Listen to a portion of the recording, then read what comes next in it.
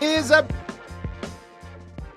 by FanDuel, America's #1 sportsbook. Get started with $150 in bonus bets if you win your first $5 bet at FanDuel.com/AllNBA. I'm your host, Adam Mares. I'm joined by my esteemed colleague, Tim Legler. Legs, what a great weekend. This is the second week in a row we've had a great weekend to lead into our Monday. How are you doing? I'm great, man. I'm great. I had a couple of incredibly close games Friday and Sunday, two great finishes, controversial officiating in both. So it was packed. So we had 3 blowouts to start the playoffs, Dave Pash and myself. We got 2 games that more than made up for those 3 blowouts. You absolutely did. We're going to be talking about one of those games, going deep on it, the Pistons and the Knicks, which came down to the wire. We'll do that in segment 2. We're also going to talk about the Nuggets and the Clippers, Pacers, Bucks, Celtics, Magic. We're going to run through them all. And if we have time at the end, preview a little bit about the games that are tonight, because there's some good ones tonight as well. But we're going to start with an incredible game last night between the Timberwolves and the Lakers, with the Timberwolves winning 116-113. Anthony Edwards had 16 points in the fourth, 43 overall, was the best player on the court, was going after LeBron, going after Luka Doncic. It was incredible to watch him, and yet the ending of this game mired in a little bit of controversy, but it was the Lakers choking it away, the Wolves storming back, whichever angle you want to take on it. Legs, what stood out to you?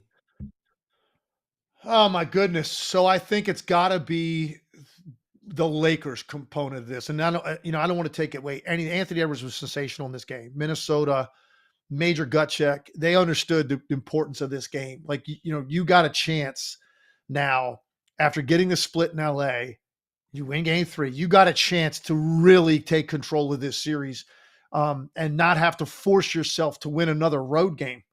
So that was what was at stake, and give them credit, man, because they made the plays they had to make down the stretch. But come on, man, the Lakers, and there's a lot you could say, but I'm sure we'll get into it in a second. The fact that JJ didn't substitute the second half, I've never heard of such a thing.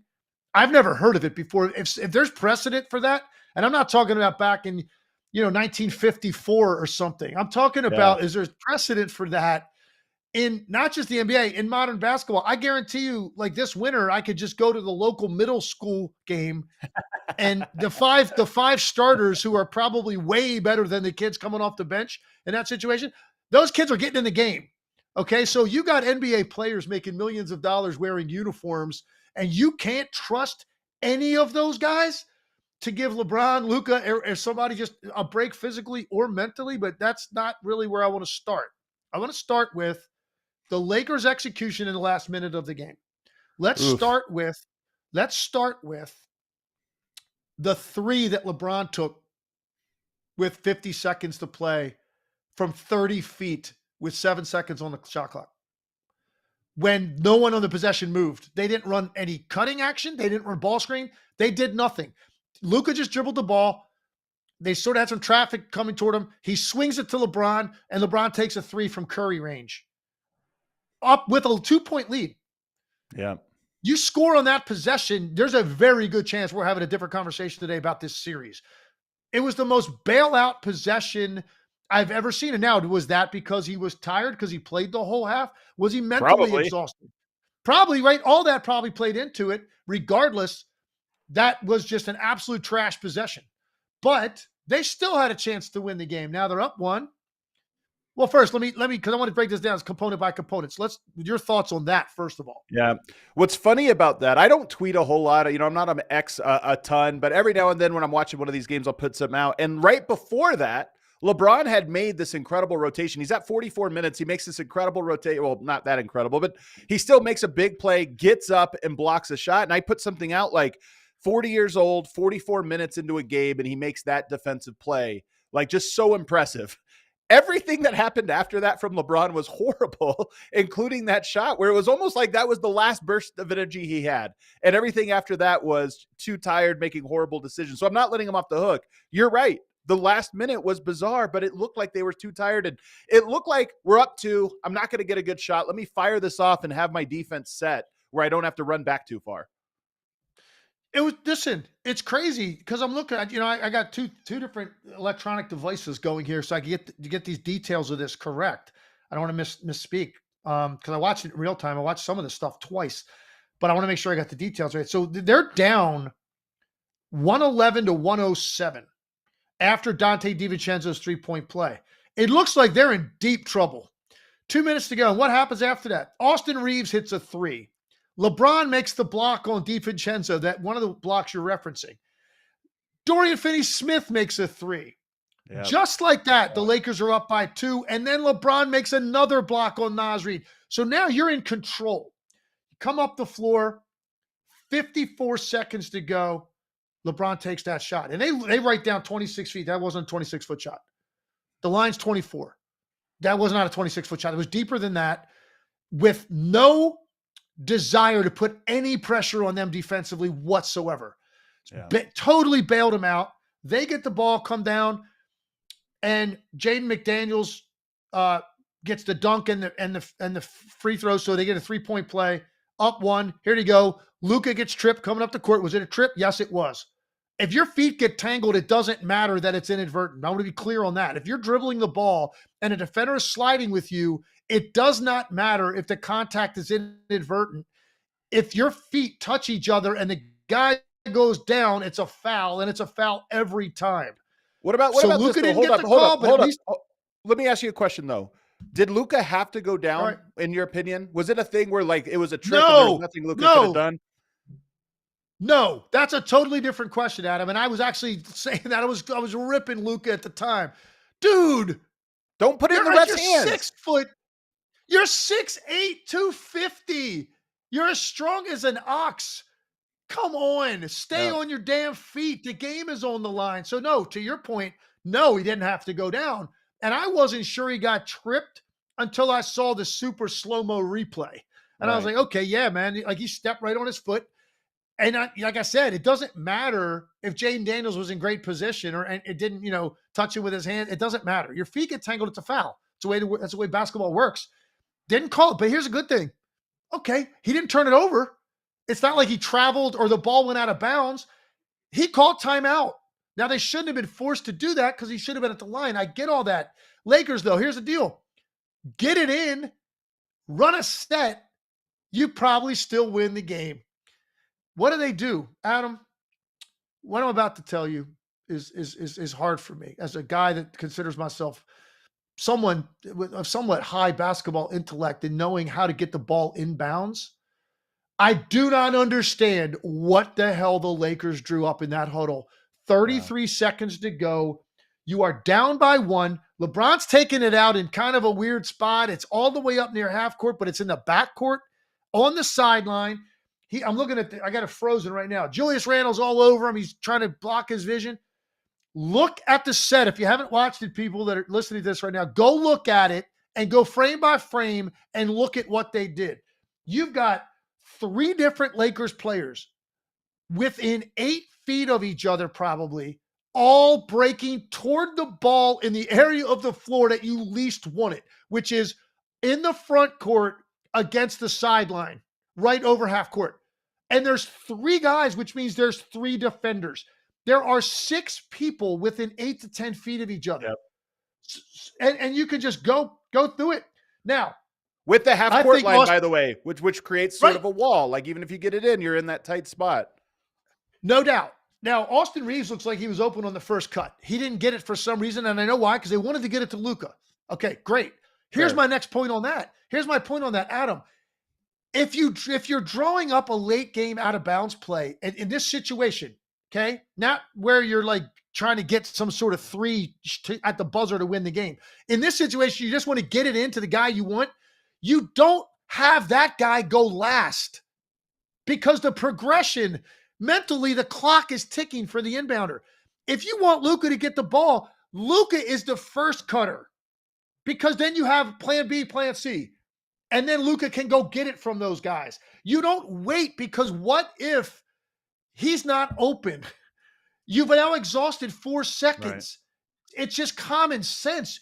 You go first for that guy. Run a simple screen, or hell, he's so strong. Have him stand there and post up and throw it into him. But this weird, this pseudo action as a decoy that you ran, it just ate up time. So Luka finally breaks to the ball half-heartedly. I will give you that. But the ultimate mistake is LeBron James, because Jaden McDaniels is on the top side of Luka. He's on the right side of his body, on the half court side, with his hand coming around his body. Luka's left hand is open. If LeBron throws the ball to Luka's left hand, either a bounce, which might have been tough because of Julius Randle was like all over him trying to inbound it. Maybe it's like a soft little lob. But if he throws it to his left hand, Luka Doncic is catching the ball. I have no idea. We have it right here. We have it right here. Do you have it, James? You can pull up just a screen grab real quick. So here it is. There you go. You see the ball is being tossed to his right hand where Jaden McDaniels is shaded. The inside is what you're talking about, because you almost have a little bit of a shell. Even though the spacing's terrible, you have a little bit of a shell on the inside. No, if you go to Luka's left hand, there's that little pocket of space in between those 3 players. That's where the ball needs to be thrown. Luka's going to catch that because he's going to hold McDaniels off. He's going to catch the ball with his left hand. Now, it's still a horrible place to catch it with all that traffic around you. And maybe they like blitz him real quick or make him give it up. I don't know what they're going to do at that point defensively. Probably nothing. LeBron would run in, those guys would flare out, and now you'd have a one-on-one with Luka and Jaden McDaniels up top. That's what I think would have happened. I don't know how LeBron can make that mistake. I'll be honestly, I don't care how tired you are. LeBron James, one of the smartest players that's ever lived. I don't know what he was seeing to throw the ball to that side of his body when that's where the defender was. So that really ultimately, of all of the stuff I just laid out, and there was a lot of mistakes on this, the biggest one is LeBron's decision to throw the ball to the wrong hand. And it cost him the game, because we'll never know now what that possession was going to look like. Maybe that's a game winner, or at best, maybe you take the lead and Minnesota's got the last shot of the game. You get a stop, you win. This turnover to me was the play of the game. And it's because it's simple basketball. Just get it in, run something. You got 2 of the best players in the league on your team. Go run something and you have a great chance to win. And they didn't do it, man. And that cost them the game. And on the ensuing play was another controversial call, and that Anthony Edwards drives to the rim. LeBron gets a hand on his wrist and then on the ball. Originally, it's called out of bounds on Anthony Edwards. They challenge it. They go to the monitor, and you can see him come across the arm. So after the game, LeBron said hand's part of the ball. I think it was technically wrist. I think that one's not too controversial. But to your point, now they're down 3. And they actually got a good shot off at the very end. Austin Reeves got a clean look in the corner to tie the game and just didn't have it. In fact, he missed a couple. He made one, but he missed a couple big shots, I thought, in the fourth quarter that were like, hey, man, you just got to make those. In a tight game, you got to make them. But he missed the last one as well.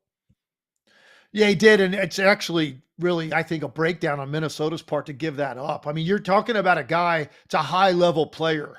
That's a really good 3-point shooter, and he got an absolute clean look in the corner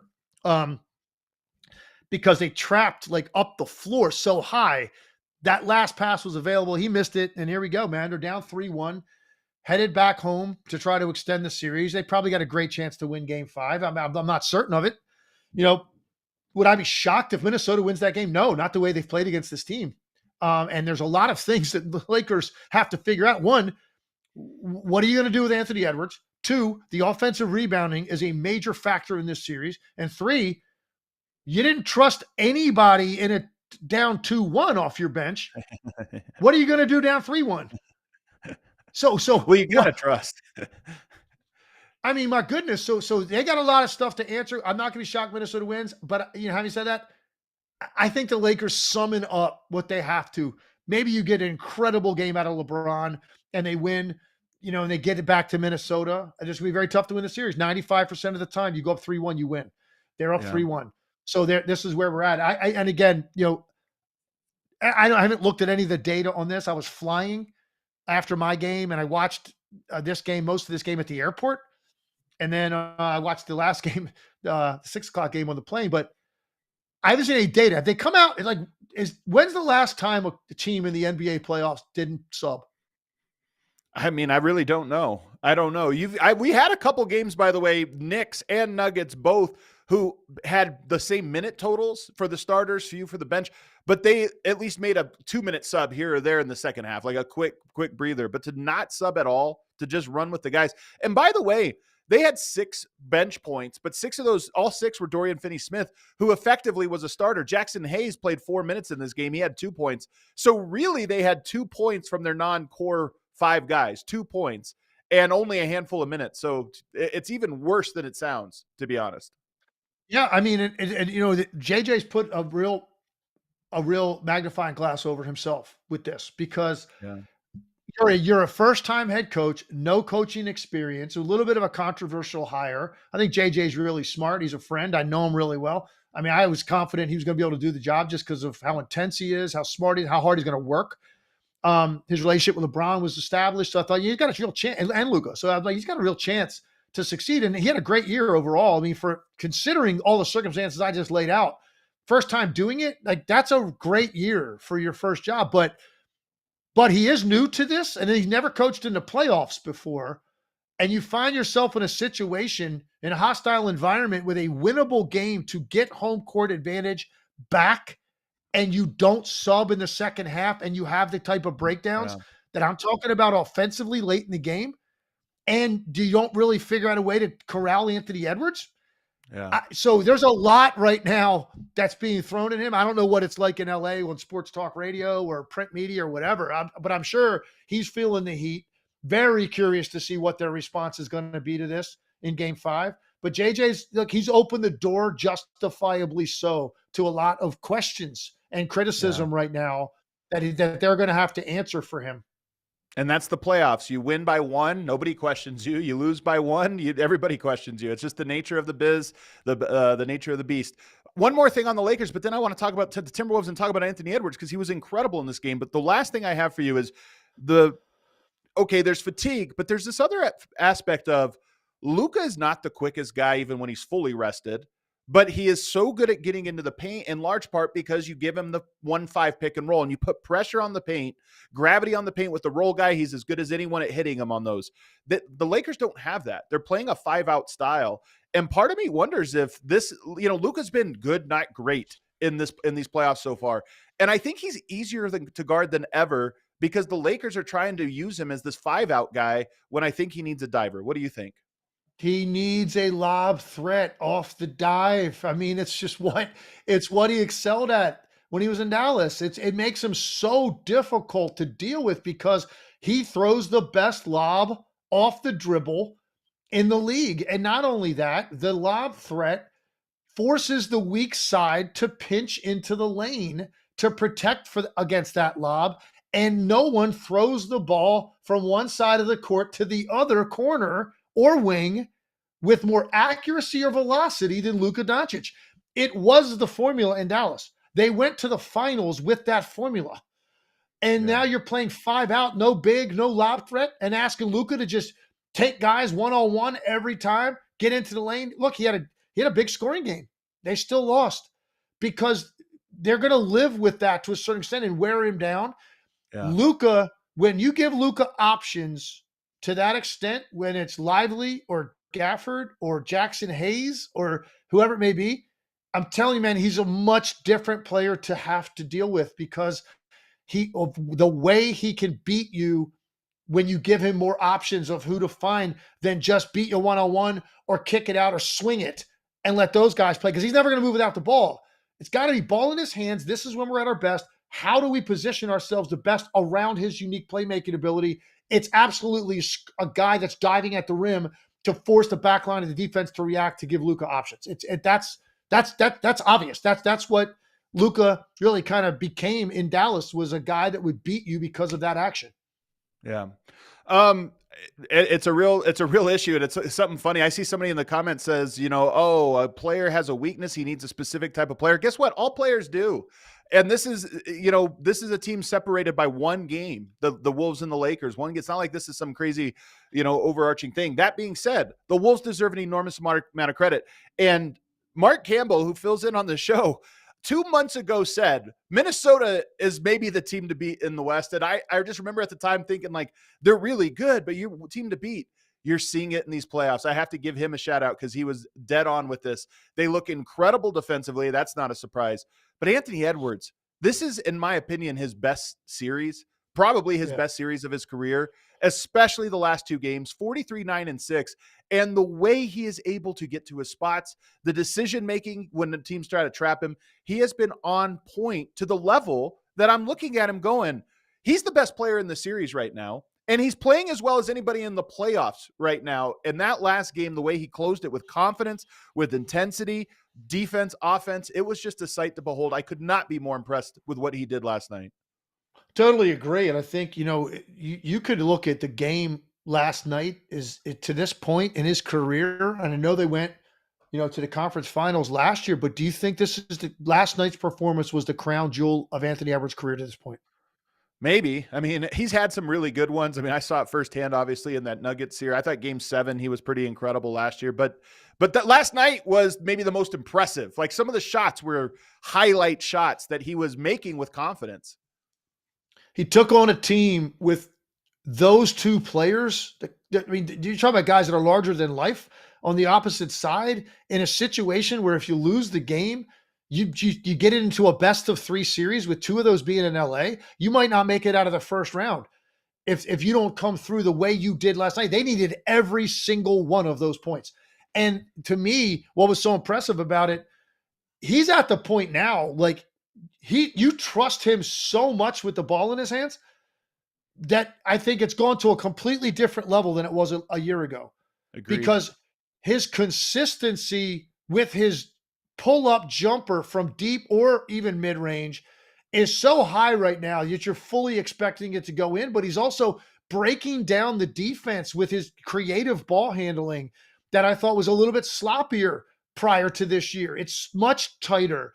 He uses his dribble to manipulate the defense more than to just go raw, attack downhill or shoot the pull-up 3. He's actually plays with the ball back and forth a little bit. Like, I think this is the same thing with Tatum. Tatum added it to his career after the first several years.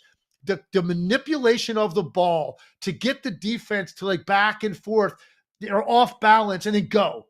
Yeah. Like it was, I thought with Anthony Edwards prior to this year was more like pick a direction and go. Maybe one crossover, one between the leg dribble, and then go either to shoot a jumper or all the way to the rim. Now he's toying with you a little bit with that dribble because he's making you even more unsure of yourself defensively with what he's about to do. I think he's gotten to a place now. It's all coming together for Anthony Edwards. And you're seeing it on full display in this series. So for me personally, I know they went deeper last year and he's had big playoff moments. I think he's even had a game winner in the postseason, if I recall, like buzzer beater. I don't know, man. The circumstances of last night with who they were playing, who he's playing against individually, and the circumstances of the series, if they lose the game, to deliver the way he did at the exact same time when the Lakers' 2 stars are melting down in the fourth quarter. I don't know, man. For me, this might be the one. Like, I always reference Curry's 43-point game in the finals against Boston, game 4, as his crown jewel. Down 2-1, post-KD era, comes through, gets it to 2-2, right? Yeah. That, for me, is the one I look at on the road.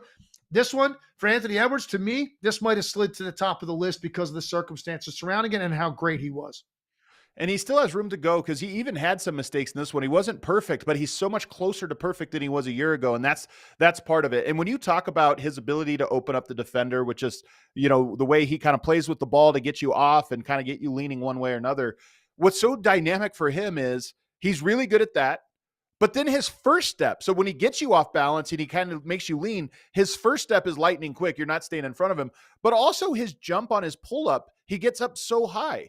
So if you just get a little off balance on him, he's either by you or you recover and he gets elevated to where you can't block his shot anymore. So he just gets to clean looks, man. He just, in the clutch, he can get to clean looks whenever he wants. One other guy we got to shout out, though, is Julius Randle. 25 points, 7 rebounds, 3 assists, goes 3 of 8 from 3. This guy was their fulcrum because they were a talented team, but can they be a contender? It all comes down to Julius Randle. And I think he's having a great series. He had a great game in this one, and he's had some clutch shot making, especially from 3 in this series. So I thought he was the other guy that deserved to mention. Yeah, no, you have to, because he takes plenty of criticism when he doesn't play well in the playoffs. He did in New York. Yep. He was excellent in this game, and the series has been very, very good. And I thought he matched the raw physical power you have to play with against LeBron. You have to have someone that's got that kind of strength. And he took on the challenge, and I thought he absolutely held up very well in that. And they've gotten really timely contributions from role players too. DiVincenzo was really good late in this game. Jaden McDaniels, was spectacular earlier in the series. He very good again yesterday. And Naz Reid was great. So they're look, they got one bona fide legitimate superstar. They've got another legitimate bona fide all-star. And then they've got a bunch of really good role players, and they're picking times, man. It doesn't have to be all in the same night, but you got to have timely contributions when these guys need you.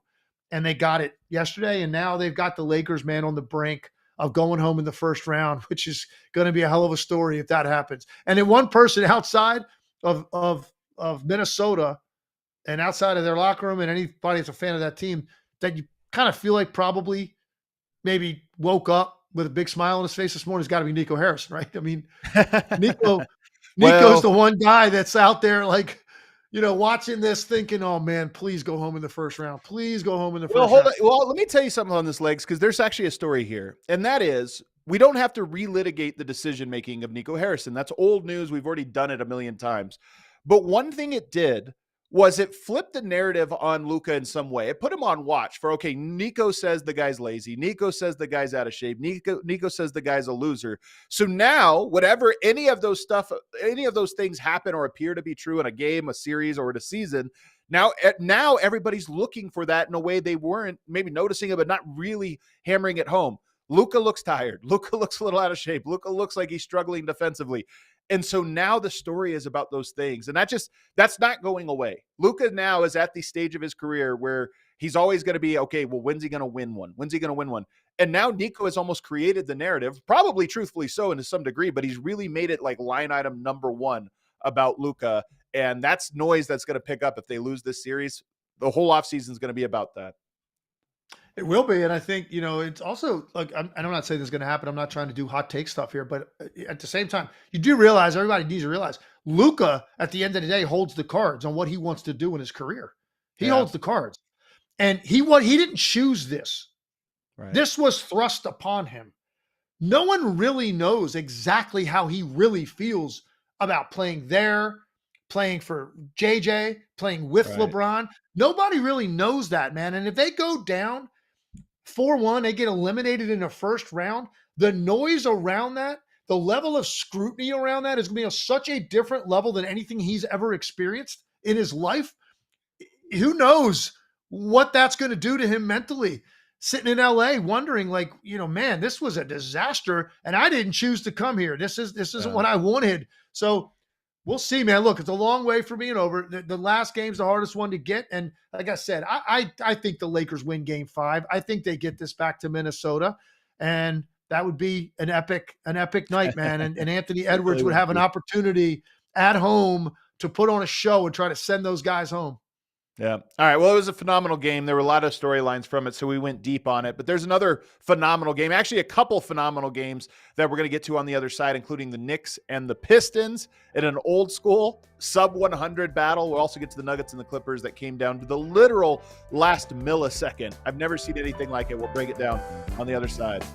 First, get ready for the season ahead with quality shades built to last. Our friends at Shady Rays have you covered with premium polarized shades that won't break the bank. Shady Rays is an independent sunglass company offering a world-class product rated 5 stars by over 300,000 people.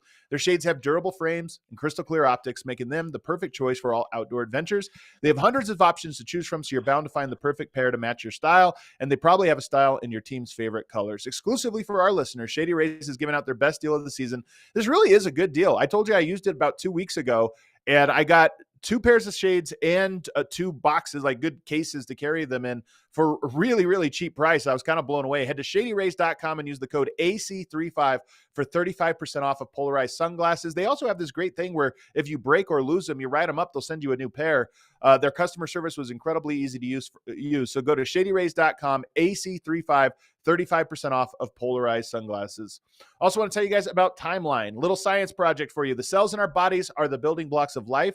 Timeline is a supplement that works with those cells to help give you more energy, feel stronger during workouts, and preserve health and mobility as you start to age. The patent ingredient is MitoPure, a postbiotic nutrient that clears our dysfunctional mitochondria, aka your cells' battery packs. With regular use, you'll see and feel the difference in the form of improved energy, better workouts, faster recovery, and more endurance, so much more. MitoPure recharges your cells and helps your body system to work better, and it's the only supplement clinically proven to rejuvenate health at the cellular level. MitoPure is shown to deliver double-digit increases in muscle strength and endurance without a change in exercise.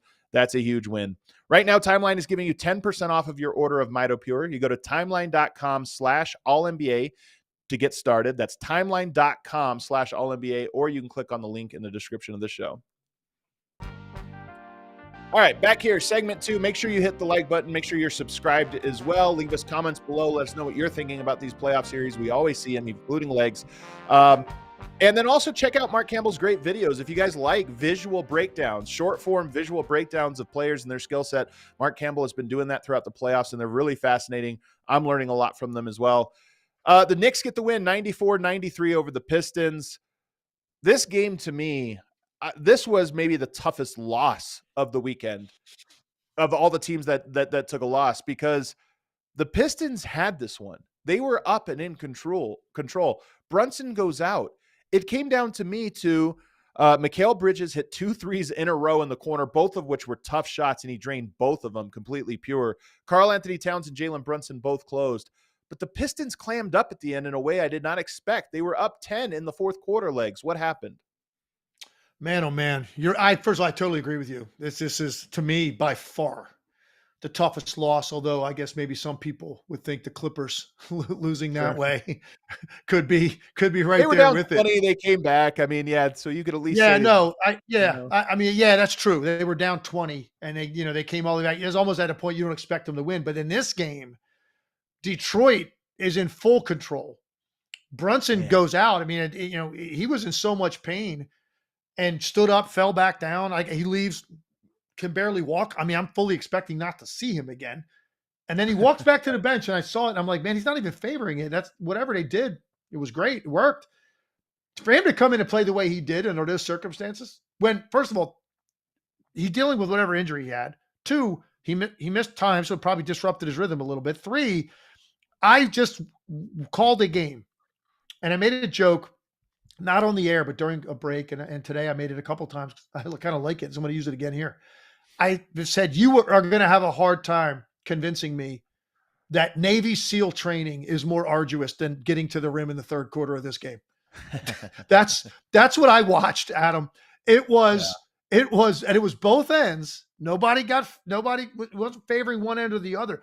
It was a street brawl in the third quarter of the game. So my point being, the contact that you had to play through to get the ball to go in because you weren't getting a whistle was at the highest level I've seen all year by a lot.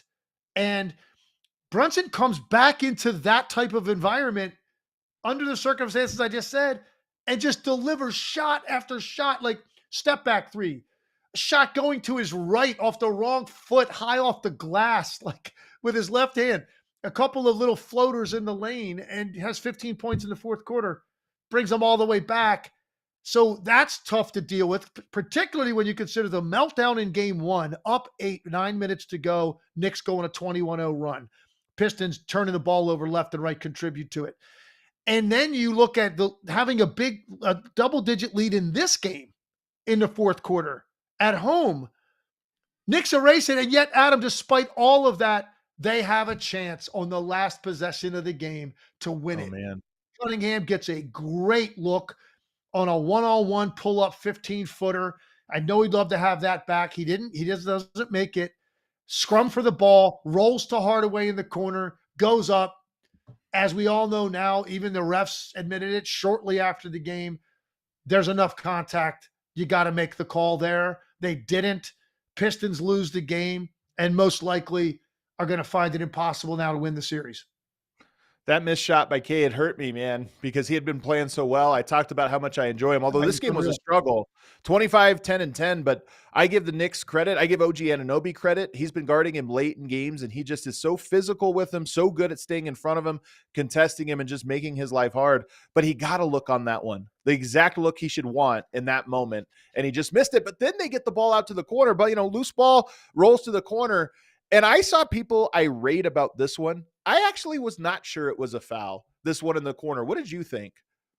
Was it Well, Tim I'll tell you Hardaway this. Jr. get the shot? Was it him? Tim Hardaway Jr. And I could tell you this, live, it was impossible to tell from where we were sitting. It was on the Right. opposite side of the court in the far corner to my right. And there was a bunch of bodies over there. Look at how many bodies are in the frame when he leaves the floor, because these three guys were fighting for the ball. And it's weird the way it just rolled along the baseline out to Tim Hardaway Jr. Man. He picks it up, a slight up fake, which was really smart. Got Josh Hart in the air before he left the ground. So the up fake worked. And then he went up. And live, it was virtually impossible to tell. So now that it happens, of course, no call. JB Bickerstaff is freaking out. He's on the court. He's basically following the refs all over the court, screaming at them. So then we had to wait. I don't even know how long it was in real time for the first replay. And when I saw the first replay, and I said it on the air, you can go back and listen to the broadcast. I said, there's contact there, and most of the time the shooter is going to get that call. And then I said, but today I just witnessed so many shots where there was contact and no call. But the difference is, and I should have probably finished that sentence with this, the difference is, it's one thing to not get calls driving to the rim in a physical game when nothing's being called, trying to get to the rim. You have to protect jump shooters, man, at the end of the game. So the fact that the contact was on his right side, if that's exact same amount of contact occurred on the left side of Tim Hardaway's body, number one, it's not going to affect his shot nearly as much. So he probably gets it to the rim. But two, you're a lot less likely to make a case of how much it affected. When it's on the right side, like where you're shooting the ball and you get hit in the torso on that side of your body, it doesn't take much, Adam, where that's going to completely alter the shot. So that's why you've got to protect a guy shooting a 24-foot shot in that situation, as opposed to what I watched for most of the second half, which was absolute, prison rules, basically, trying to get to the rim. So that's different. And as you can see, they admitted it. I mean, they didn't even wait for the 2-minute report. They went into the locker room, and David Guthrie watched the replay in the locker room, and immediately they issued the statement on it, which again is a very bitter pill for the Pistons and JB Bickerstaff to swallow. They feel like, hey, 2-2, the way we played in Madison Square Garden in games 1 and 2, we got a shot. And now it's really an uphill battle, man, for them. 2 really crushing losses in this series, and they find themselves down 3-1. And I give a shout out to Karl-Anthony Towns as well. I thought he struggled in the middle portion of this game, but at the end, at the beginning and at the end, he was incredible. He finishes with 27 and 9, but he hit some big time shots. And Legs, to be honest with you, one of the threes he took late, reminded me of the LeBron 3 you were criticizing, where it was, I think there was even less time on the clock, so maybe he just let it fly. But it was a deep 3 that he drained. And if he missed it, I would have said, what the heck are you doing? Every possession matters. But he steps into it and drains the deep 3. Do you remember the one I'm talking about? Of course I do, but I'm thinking, I'm sorry I didn't pull that up before we came on. I'm thinking, and maybe James can work on this while we're talking. I'm thinking that was much deeper into the shot clock. Like I'm talking that I think when that ball kicks, that wasn't the first shot on that possession. I think that might have been, if I'm not mistaken, in the 2 to 3 second range on the clock. Yeah. When he shot that ball. It was an incredible shot. Unbelievable. And then the shot he made, the fadeaway to the right baseline behind the backboard shot. And I said this on the call, as I said, you might watch 4 playoff games today, because we were the first of 4. And I said, that might be the most difficult made shot you're going to watch today. It was incredible. It reminded me of a Larry Bird type shot. Like, because he was known for that Yeah. stuff, like falling out of bounds toward the baseline where the ball's coming over the corner of the backboard. I don't know how It was Karl-Anthony Towns behind it. didn't hit the side of that backboard. I have no Yeah. idea, Right other over than the the guy corner. is immensely skilled, man. And then he followed it up right after that was the three you're talking about. So Brunson was 15 in the fourth. Karl-Anthony Towns was 8. And then they also got 2 threes out of Mikal Bridges, who was 1 for 10 prior to those 2 right corner threes he hit. And if he doesn't hit either one of those, they lose. You're not Yeah. even in a position on that last possession where it's controversial. They're not in position to win the game if Bridges doesn't hit those 2 threes earlier before Brunson's and Towns' heroics. So it all tied together. 30-point fourth quarter for the Knicks in a brutally physical game. And their, 3 best offensive players were big, but none bigger than Brunson. Yeah. It was just incredible. And by the way, Knicks as well. They get 5 points out of their bench. They play their guys 40 minutes, 39 plus minutes for every single one of the starters. And by the way, James just looked it up. There were 5 seconds on the clock when Cat took that 3. So still late-ish shot clock. It just felt like, to me, there was time for him to do something, but he elected to take the super deep 3 and he drained it. So he gets that one as well. And the Pistons now are down. They go back to New York. This was their chance. They've had a valiant effort. The difference between winning and a losing in a series oftentimes is guys like Mikal Bridges hitting shots, guys like Karl-Anthony Towns and Jalen Brunson hitting shots. They made theirs. Pistons made a lot. They just made 1 fewer, and it really came down to that. I want to say, can I say one last thing on this series? Yeah. Listen, here's the bottom line. Whatever's going to happen going forward, whether the Knicks win it 5, 6, whatever, I think the Knicks are going to win the series now. I think make this statement. Detroit basketball is back. The Pistons are back in the mix because they have a star player and they've got a great toughness about them. They've got some decisions to make on some of these guys they brought in that are going to be free agents who have been huge for them. I think Beasley's a free agent. Dennis Schroeder, like those guys have been great for them. So they got to figure out their roster going forward, but the belief is there. The environment was incredible. And I'm sure you could probably pick up on that watching it on television. It was a lot like what it looked like in Madison Square Garden. That's what they created, the environment in that building.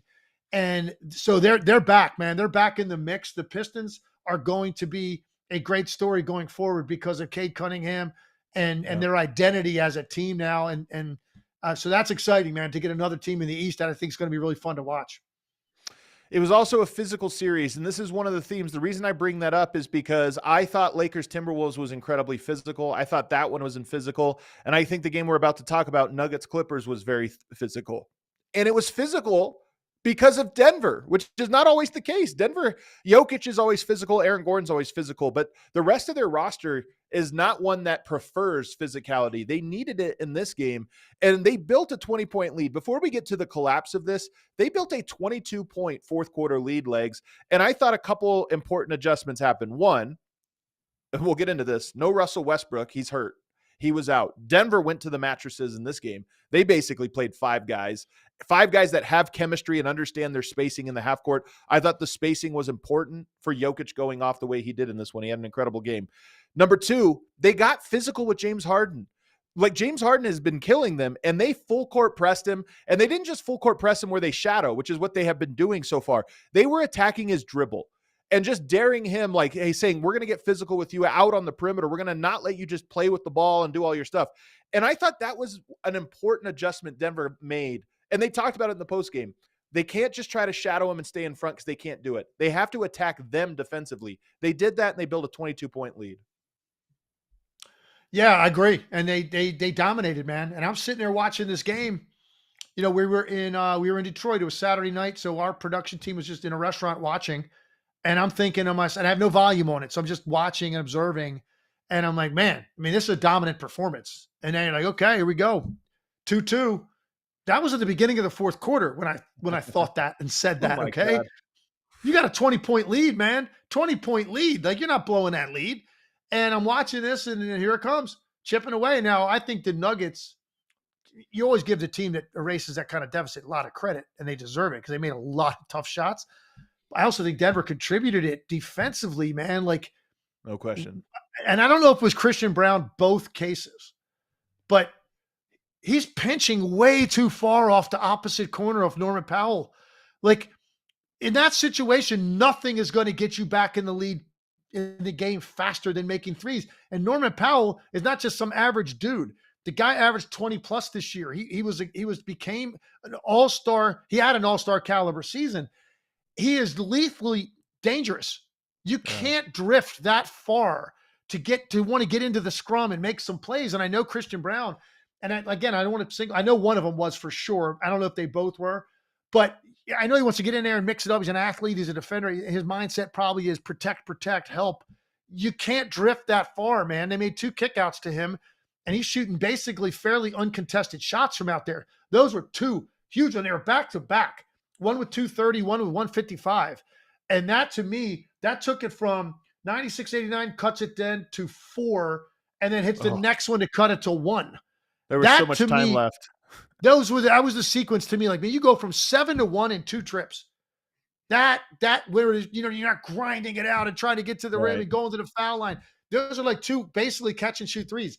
Boom, boom, 7 to 1. Here we go. Now we got a minute and a half to go in a 1-point game. And of course, the rest is history, how that played out. Yeah. And Denver did. I mean, it wasn't quite as extreme as what the Lakers did, but they played only 7 minutes off of their bench, to a minute 15 for Jalen Pickett, 6:44 for Peyton Watson. So they at least had a little bit of a sub or a little bit of a rotation going, but they basically did the same thing. So I think 2 things happened. How much did you say they gave them?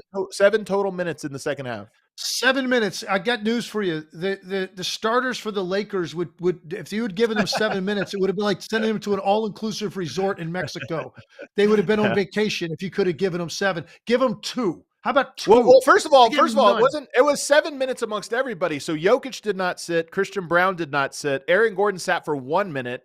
Michael Porter sat for 2 minutes, and Jamal Murray sat for 4. So those are the 7 minutes. It was, it wasn't like everybody got that. It was just a couple. It was 7 total minutes of. Well, do you see now why we view teams like Oklahoma City, Cleveland, and Boston differently this year? 100%. This is where I'm about to go.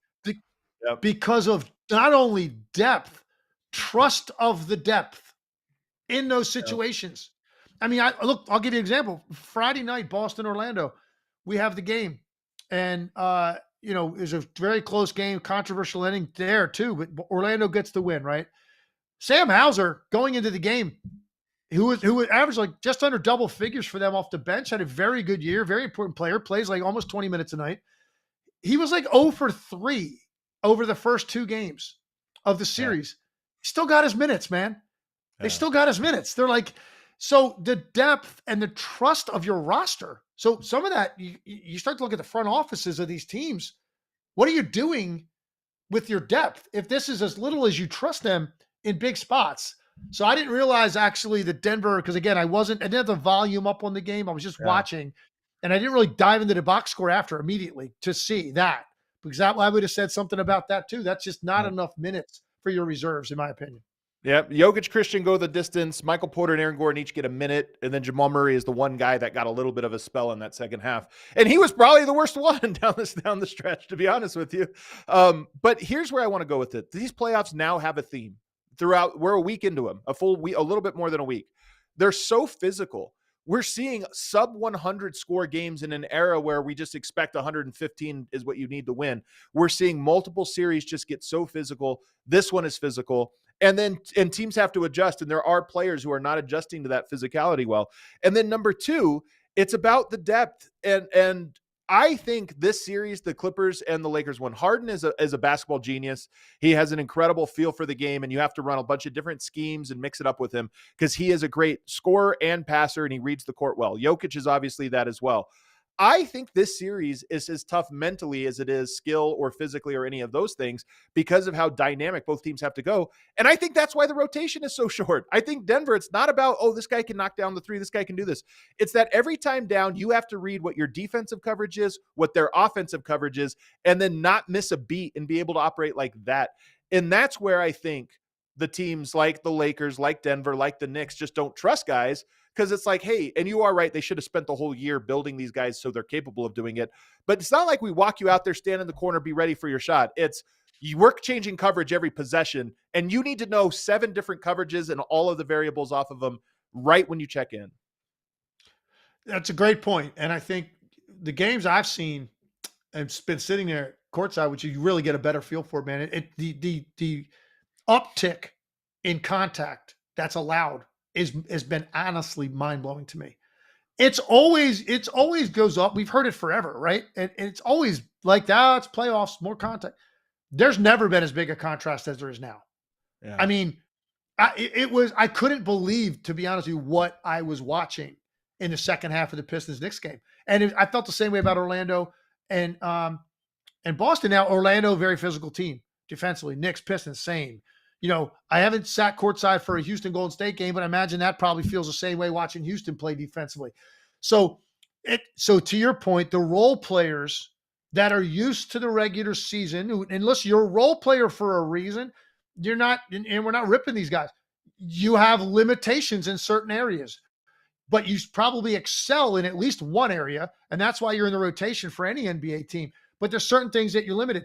Well, you have space and time in the regular season, so your limitations aren't as exposed as much. You don't have space or time in the playoffs. So some of those limitations that coaches know you have, now you're paranoid about those things being exposed if you play a guy. And as a result, you're going to make it very difficult on your team to be able to win doing this. Because like I said, if you're the Lakers and you didn't play anybody in that game off the bench in the second half, and it's 2-1, well, how do you feel about 3-1? How's that going to make you feel? Like you're going to loosen up the purse strings? Hey, man, who's down there? You know, also, Vincent, let's go, man. Also, the mention that you're basically saying we didn't trust you in this close game, but now this game that's even more important. Now we trust you. It's like, come on. That's exactly my point for both perspectives. You're right. So those guys are feeling great about themselves, getting on that charter, headed back to LA. I mean, you literally. So and now you're saying, no, you know what? Though. Now in front of the home crowd, when it's even more pressure. Yeah. Because you're going to hear a reaction that's negative if you're not playing well. It's because there's just more pressure in that regard. And we didn't even trust you the other night. Hey man, we really need some big minutes out of you tonight in the second half if you could contribute. You've put yourself in a tough spot, man. If you make that decision, you know, if you play your guys, maybe it's not normal minutes, but at least play them. And everybody knows you shorten your rotation, and you lose. And some of those guys don't play well, then it looks more about the front office. Yeah. But when you make the decision as a head coach that I'm not going there at all, any of those guys, that's more of a risky decision that you're making, where now fatigue is going to be questioned at the late game decision making, and you're responsible for it as a head coach because you couldn't figure out a way to manipulate your roster to get them just a few minutes each. So here's what's interesting about this. Hold on, Legs. Here's what's interesting about this series. Obviously, I'm very close to this one because I'm covering it in person every game. So here's the thing.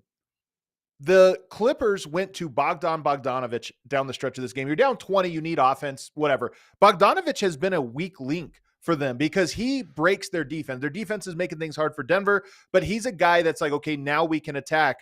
And in the fourth quarter, Denver's up 22. They start playing prevent offense. And I think the Clippers successfully said, well, we'll risk this because maybe they won't try to score. And they didn't. And they ended up coughing up the lead. Can you go back to that in the next game? I think Denver's going to be more prepared for saying, okay, we know how to attack when he's on the court. Yes, it makes him harder to guard, but what have you. But then the flip side of that is Russell Westbrook has this foot injury. I think this game was all about Denver has 5 guys that have been together a long time. It's the 5 starters. They know how to space the court, when to cut. They have chemistry, and they went to that and really relied on it. But now Westbrook, is he back for this next game? You need depth. You can't keep playing only 5 guys. Westbrook gives you a skill set you desperately need, but he takes something from the overall chemistry of the team. So now both teams kind of have to decide where the risk reward lies on those 2 players. And I think it's actually going to be very fascinating in game 5, which each coach decides. I agree, man. Look, this is the one everybody's got right now penciled in as the best series. I think Pistons Knicks was right there, and it still has been great. But 2-2, it's even greater. what you have going forward is you're going to get 2 or 3 more of those, which is what we're going to get in this Clippers Nuggets series. This is the best series, man. And it's going to be absolutely fascinating to see what happens now. I have a question for you. As a Denver guy, loving this team, and I don't remember off the top of my head, like, were there late, like, game-winning type situations in the year they won the title in the postseason? Absolutely. This is the thing people don't know about Denver. They are an incredible comeback team. They came back from 3-1 twice in 2021. They beat the Lakers on comebacks. They swept them, but all of those games came down to the wire. We remember Jokic's fall away 3 that he hit over Anthony Davis. Yeah, but was there a moment? Was there like a shot, whether it's a walk off or like in the last 2 seconds, 3 seconds of the game that gave them the lead? No. Did they have one of those? No, it was always the last minute, but not. I don't think they had a buzzer beater in that series. So they still had more work to do. In other words, in those games, right? But in this one, so I was just asking you that because I'm curious to see how this moment ranks, like, for Nuggets fans, like, historically. I mean, it's got to be, because it was so shocking. It was, just like the Lorenzo Charles play, the NC State, when he won a championship in '83, very similar. Like, it's so shocking because when Jokic is coming out of that spin, there's no way in hell he's making that shot. We all know that. Like, when he left his hand, you're like, yeah, that's not going in, and you're going overtime. And boom, it's just like that. It's like, oh my God. Then you're sitting there waiting, and they finally give you the one angle that's definitive, and they make the announcement. And it's like, I can't imagine what that was like as a Nuggets fan, man, to know that you're not facing elimination, instead, very much alive. And you have this epic moment that you always remember where you were when you saw it. Well, if you recall, Jamal Murray had not one but 2 buzzer beaters last year to beat the Lakers. So Denver, I'm telling you, Denver, this is one thing about them. I don't think they're very good. I don't think they're a contender this year because they don't have the depth and they're not dynamic enough. But their core guys just know how to win. And they have a lot of these, maybe not a literal, the closest you could ever get to a buzzer beater, but they have a lot of games that teams have walked out saying, how did we lose that one? And Denver, they're just kind of like the Miami Heat in that way. They hang around and they just find some edge to get it over the finish line. That's what makes them tough to beat. Let's go on now, just quick hitters, because we have a couple other ones to get here. Let me see. Pacers beat the Bucks 129-103, kind of a blowout. It wasn't particularly compelling, I didn't think. The Pacers are just the better team, especially if they don't have Damian Lillard, which I expect any moment now them to announce that he has a torn Achilles. Teams don't come out, you don't get reports like you got from Chris Haynes where he's saying it's likely a Achilles, alluding to it, unless they know, because you don't want to wade into those waters. But we've seen enough of these to say, I think I know what this is. It should be out any moment. This is damning, not just for the series, as we saw in that game. This puts Milwaukee in the worst possible spot. He is owed $60 million a year over the next 2 years. He's going to miss. If it's Achilles, he's out next year as well. That team is going nowhere. Legs, this is the worst thing that could have happened to Milwaukee. No, I totally agree. And look, first of all, I want to say, even if Lillard hadn't missed time with the blood clot, was fully healthy going into the postseason, I still was picking the Pacers to win this series. Yeah. I just think the Pacers are a very tough team to cover. Then he's limited. He misses the beginning of the series. So I really didn't think they had a shot. And then it was just disgusting to watch that happen to him. I felt sick to my stomach for him. And you're right. You knew kind of right away. He looked like he got shot by a sniper. The only thing you don't know is partial tear, full tear. Like, there are different degrees of it, but you're right. Regardless, he's missing all of next year. He's not playing next year. And at his age, and who knows what this blood clot mentally might have done to him, thinking about stuff. Who knows what happens with Damian Lillard? Giannis Antetokounmpo is sitting there, and they had to zoom in at his face at the end of that game. He's sitting on the bench, and man, I'd love to have a thought bubble on him and what he was thinking at that moment, sort of staring off at the space or at the court, just like lost, knowing defeated. Where's he mentally?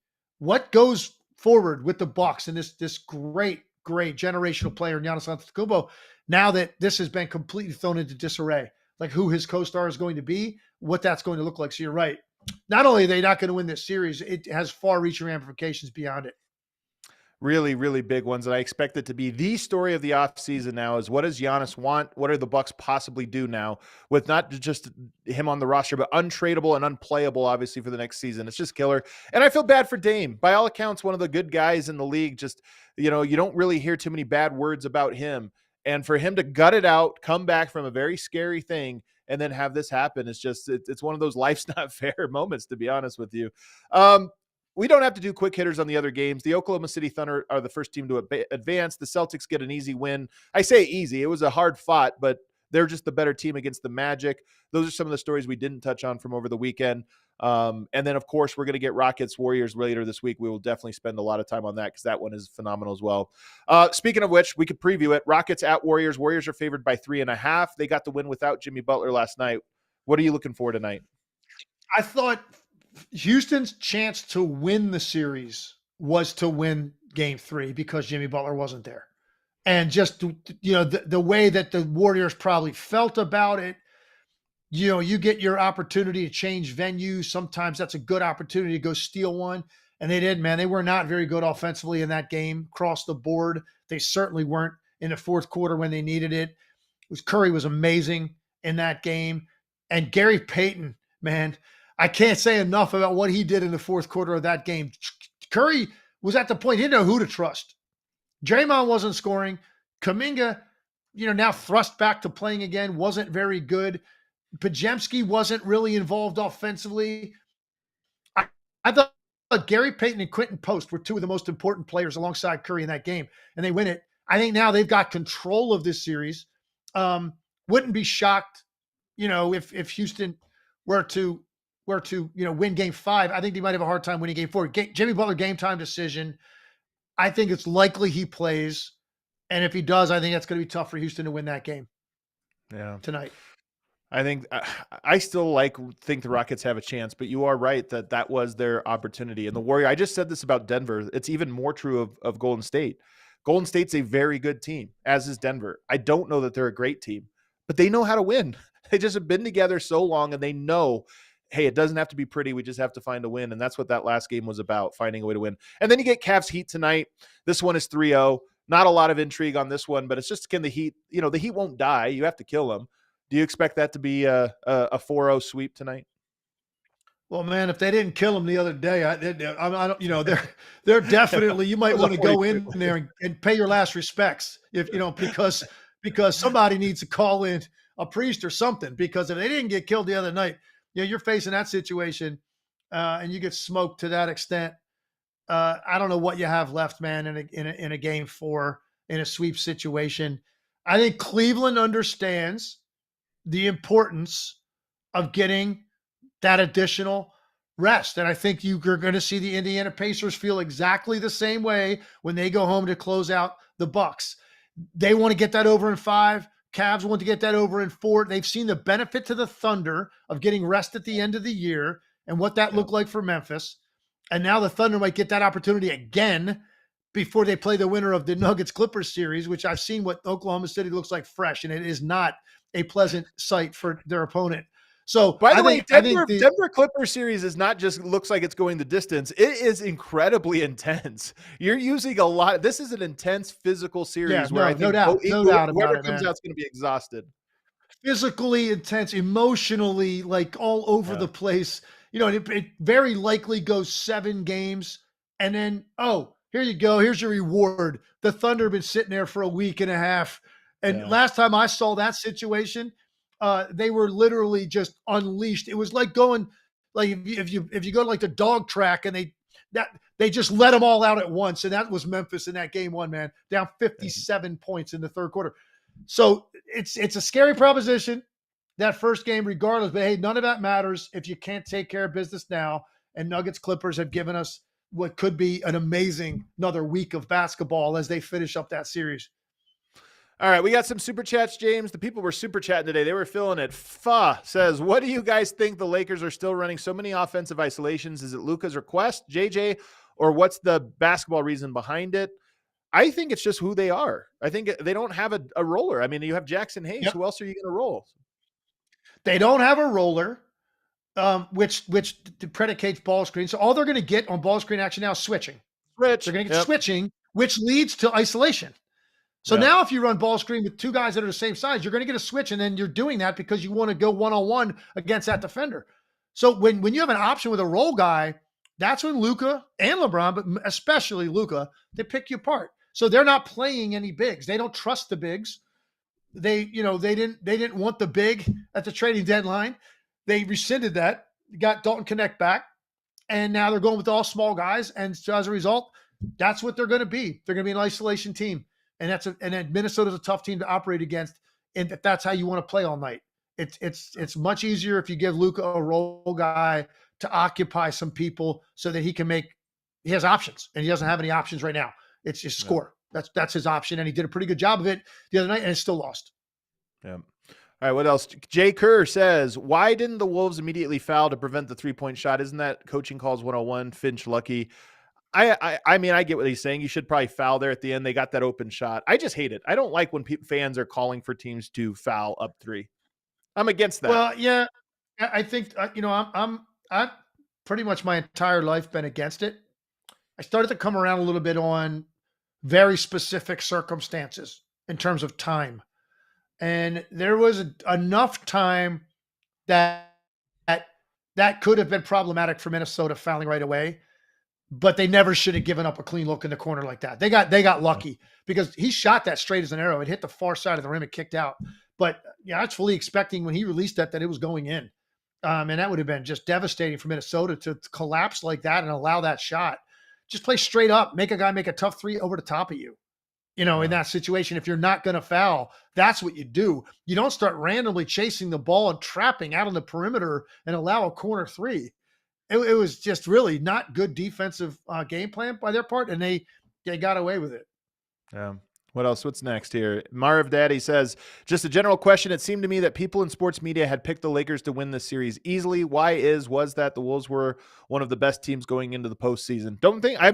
Look, I can't answer for other media. It's not how we felt coming into this one. Minnesota's good. Same. I always hear this stuff, man. Like people just, they just go, oh, all the media. Who are you listening to? I know. Who are you listening to? So fans are trained to see the thing that bothers them the most. So I always see this from every fan base of nobody believes. It's like, well, you sought out the people who don't believe in your team. You're getting the noise. You're getting the signal, not the noise. Or the noise. Listen, you're 100% right. And I think sometimes when you're the last thing you see before you go to bed, you roll over, you're looking at your team's pillowcase on your pillow and your nightlight. And it's hard for you, man, to accept it. Not everybody's going to pick your team, but I'm big on this. If you come on this show as a guest, call us out for what we said. Yeah. And if I'm wrong, man, I'll be the first one to own it. I don't run from being wrong ever. Doesn't happen that often. No, I'm just kidding. But if I'm wrong, dude, I'll own it because I'm going to tell you why I was wrong. And hopefully make all of us smarter in doing so. So I have it, but don't these generalizations about all media. And I'm going, well, I don't know who you're listening to, man. You could be listening to a bunch of clowns. Like, I don't know what you're watching outside of us. So it's hard for me to even comment on that. Yeah. It's not bad being wrong. It's sports, man. If we were right every time, sports would be so boring. Cowboys fan 92 says, as a lifelong Mavericks fan here in North Texas, F Dallas, not watched a single game since the trade betrayal of Luka. All of us OG fans are done. All right. Still letting it out. I get it, man. I totally get it. What else we got? Mark Cooper says, get stuff on NBA radio this morning, legs on every game. He loves it. I think he says great stuff. Oh yeah. I did a couple hits this morning. I did one with Frank Isola and Brian Scalabrine on NBA radio this morning. And then for Sirius XM. And then I did Dan Patrick's show today, who plugged the podcast. Very nice of them. They asked me about the podcast. I mentioned your name. So you got some pub, Adam. And I told people where to find it and come check it out, man. Yeah. We're proud of what this is, man. I hope you guys love checking in every day because we love chopping up this stuff, man, especially this time of year. We really do. You are like Truman in the Truman Show. You're just live all day, every day. Your life is just streamed somewhere else. Well, I hope that's not true, man. Because I have to rethink now what yesterday was like. So I hope that's not true. But yeah, that's this time of year. It's kind of. I got it because I got a warning from ESPN. Like, not a warning, but they're like giving me a heads up. Hey, man, some point today they're sending me like my schedule for studio coming up when I stop calling games, which will be the end of the second round. And I'm like actually nervous to open it. I really don't even want to know what that looks like. What else we got? A couple more. R. Jonesy says, Indy hold Giannis under 30 with 11 free throws. Key stat. It's true. They've been shutting him down. I mean, to their credit, or to Giannis's defense here, they're dropping like flies over there. Nobody Kuzma is not playing well. They did get a Kevin Porter Jr. game last night, but easy to shut down when there's not a lot of options. And then one last one. Kyle Kuzma was pretty good for them in the regular season, man. So it's you look at yesterday, 1 for 6, 3 points. Brook Lopez, 2 for 6. Gary Trent, who had 37, obviously he was a priority for them. That wasn't going to happen again. 9 threes in the last game, 2 for 6.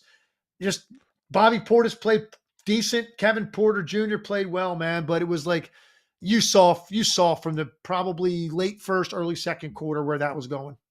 Yeah.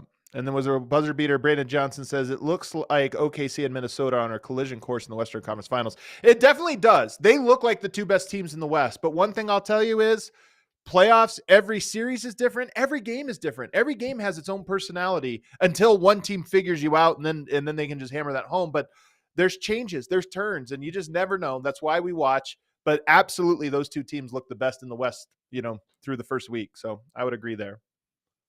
Let me ask you one last question before we go. So of the series we were just talking about, which team more likely to go win a game 5 on the road and extend the series on the road? Milwaukee, who has to go to Indiana down 3-1. The Detroit Pistons going to New York down 3-1. Or the Orlando Magic going to Boston down 3-1, or none. This one's easy. I think it's Detroit Pistons. Now, I don't think either of them. If I had to bet, I would say that's an 0 for 3. But I think the Pistons are right there in these games. They're right there. And I don't have to squint for me to see them winning even a tough road series. These games have been neck and neck. Yeah, I would agree. Good call. And it's almost like you feel like the basketball gods owe them one. So let's see what happens in the Garden in Game 5. That one and this Nuggets Clippers one, man, they're so good every single game. So I'm excited for it. We got some good ones tonight. Everybody, make sure you're subscribed. Make sure you're tuned in. Make sure you're checking out Mark Campbell's videos. We want to keep doing these, so everybody go check them out because they're really good. They teach you something about the game, especially if you're a high school or college hooper. I used to love this type of stuff because it's really stuff you can kind of focus on as a player. So check them out. They make you a smarter basketball analyst. They're really good. Make sure you subscribe to the channel, guys. We're here 4 times this week. We'll see you next time.